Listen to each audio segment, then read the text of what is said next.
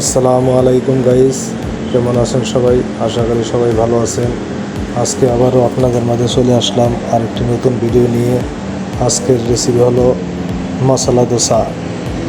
5 star হোটেলে যেমনি আমরা মশলা দোসা বানাই, এটা হলো আমাদের সেই মশলা দোসা।